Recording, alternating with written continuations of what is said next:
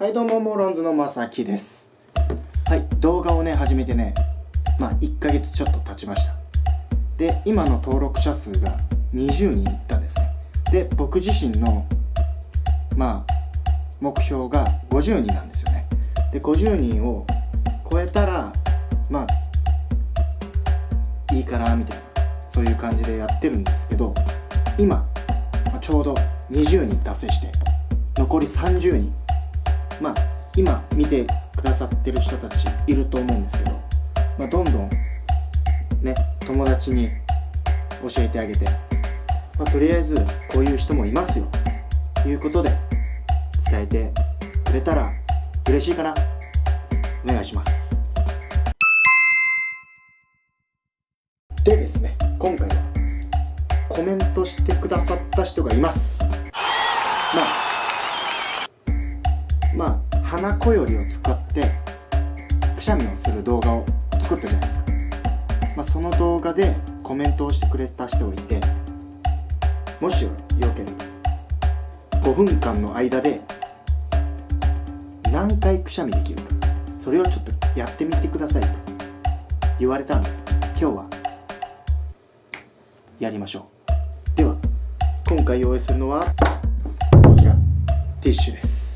そうですね、こよりを作るにはティッシュが必要です。次にストップウォッチ、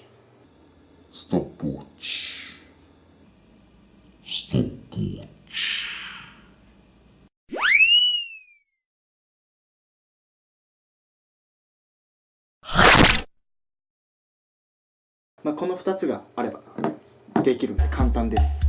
みんなもやってみてください。いきます。はい、ということで5分セットします。花こより作ってからですね。はい、花こよりも作りました。それではいきましょう。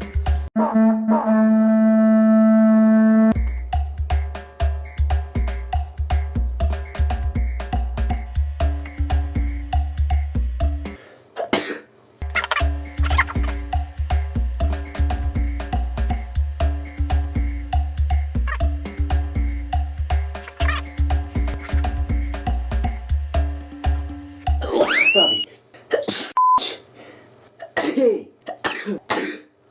カレー